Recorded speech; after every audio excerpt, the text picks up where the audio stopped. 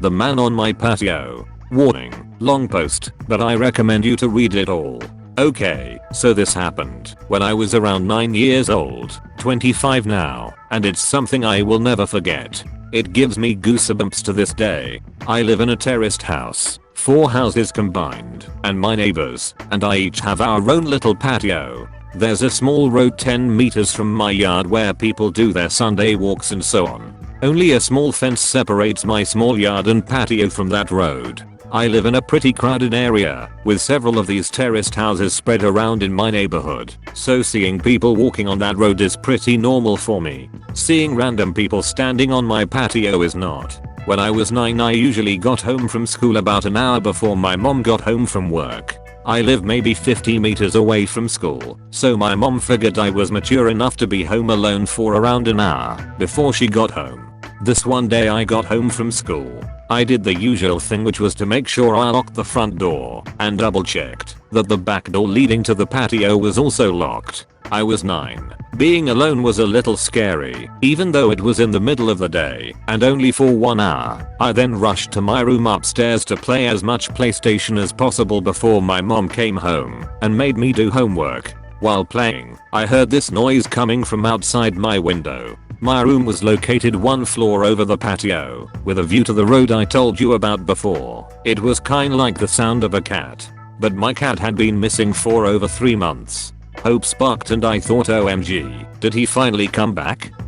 I ran downstairs to check if it was my cat, but the sight that met me gives me goosebumps just writing this. There was a guy standing on my patio. A tall guy with black hair covering half of his eyes, making him look like a male version of the Ring women or something. I could hear him making high-pitched sounds, almost like a cat meowing.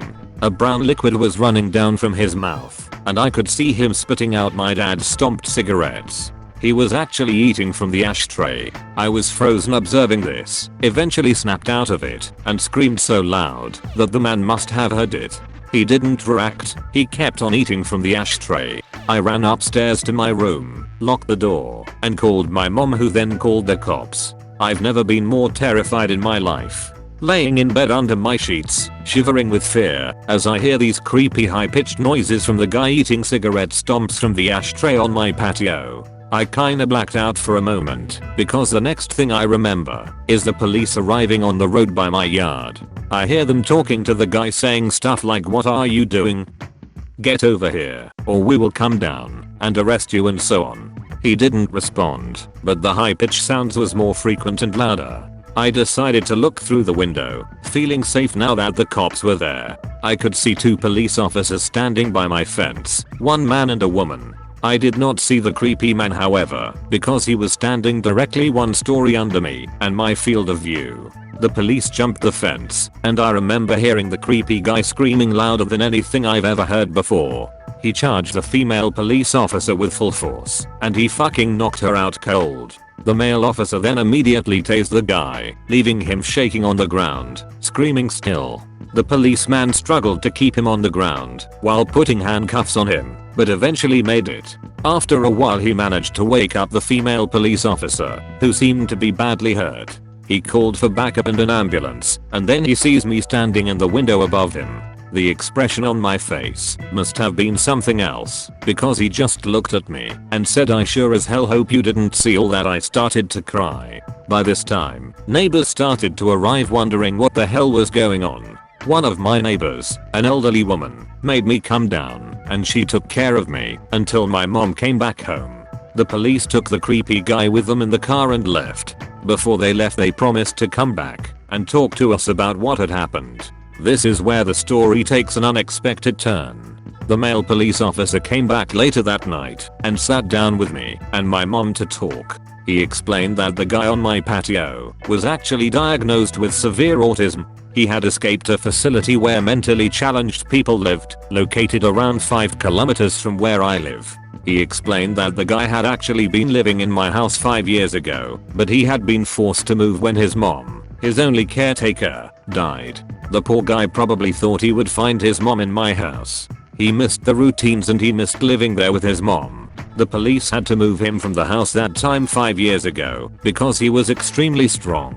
From what I heard, he had extreme tensions in the body because of the autism, making his muscles grow stronger and stronger throughout the years. This was the reason he reacted the way he did when the police came this day. Still frightened, I told the police officer that he needed to make sure this would never happen again. He promised it wouldn't. After a few sleepless nights, my life got back to normal. The years went by and the guy didn't come back until 1 year ago. At this time my mom and dad had moved out. I bought the house from them and I'm still living there today. I was enjoying my morning coffee on the patio when I see this random guy stopping on the road by my fence. He just stands there looking at me. I look at him and give him a nod, and then I hear the high-pitched noises. Holy shit, it's him. His hair had turned grey, but the high-pitched sounds made me realize. My heart started racing and I instantly remembered the reason why he was back. I realized that he must have managed to escape again.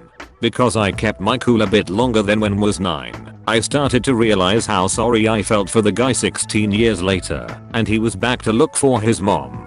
I decided to carefully ask him if he wanted to come down to the patio. He instantly jumped the fence. I started to think he would knock me out, like he did to that police officer.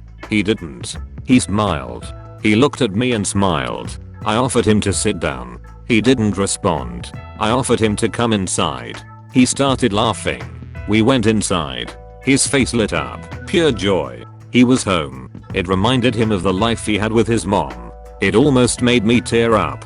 All of a sudden he sat down in my couch, turned on my TV, and switched directly to the cartoons. I observed him for a while. He was just completely focused on the cartoons. I just wanted him to enjoy the moment, so I didn't say anything to him. I realized I had to call the facility to let them know. The caretakers arrived 10 minutes later. After a lot of convincing, he got back up, crying, and they went back to the facility. I called the facility 2 days later. We made a deal. His name is Tom, and I now consider Tom my friend. Every Sunday from the day he returned, Tom and his caretakers visit me to watch cartoons. They say it's the highlight of his week. It makes my heart warm.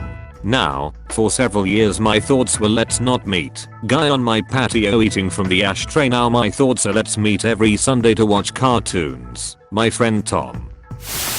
My brother saw a ghost as a kid. 2 decades later, I realized what he actually saw. I was about 7 years old, my brother about 10. It was well past our bedtime when our mom woke up off the couch to put us to bed.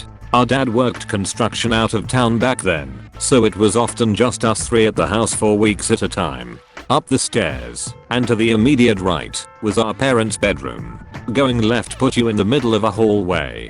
Taking another left down that hallway led to my brother's room. The opposite end was my room, which was also across the hall from our upstairs bathroom. At either end of the hallway our window doors we always kept locked and rarely used. The door on my end led to a balcony overlooking our front yard, and the door on my brother's end opened to our back porch. The house kinda leans into a small hill. My brother and mom both had a habit of waking up in the middle of the night to use the bathroom. I only knew this because I was always a light sleeper and they just couldn't help flushing with the door wide open. This night, however, my brother stopped on his way to his room and came back towards the bathroom. I'm gonna try to pee before I go to bed. The past few nights I've been too afraid to walk to the bathroom. I keep seeing a man wearing stripes at the end of the hallway. I don't know if my mom wrote it off as my brother telling ghost stories to try to scare me, or if she was already half asleep and didn't catch it, but she didn't react at all to my brother's confession. I, on the other hand, was terrified by it. The fear of seeing a ghost like that at the end of the hallway or through the windows is the reason I started running from the stairs to my bedroom at night. Years later, when I was about 18, my mom and I were having a conversation in her car about a dog we had for a very short time when I was little. We were sharing stories about Maximum's tendency towards destroying my shoes and other unruly behaviors when my mom blurted out, "Do you remember that time I opened the front door for the cops and Maximum ran inside to the kitchen and started tearing open that big bag of dog food we had?" This really caught me by surprise because in all the years I lived in that house we never once called the cops, gun owner family in a quiet rural WV neighborhood, etc. I asked her what she was talking about, and she looked equally surprised, as if she had just revealed something by accident. Oh, that's right. I never told you, because you were too young at the time. One night, I woke up hearing noises outside my window, and when I looked I saw a man staring into my bedroom. She went on to describe how turning on the lights caused him to take off running, and how she grabbed my dad's pistol before calling the cops. I can't remember all the details I gave them when they showed up. Tall white male, wearing a striped shirt and jeans, short dark hair, something like that. They said it matched the description of man they were looking for in the area. It turns out he had escaped from jail on a murder charge. Now, I know it sounds so obvious hearing those two stories back to back, but it wasn't until a few years ago, in my mid-20s, that I pieced together that my brother had unknowingly warned us about a murderer who spent multiple nights casing our home. Thanks for watching. Subscribe, share the video with your friends and family and turn on notifications to never miss a video.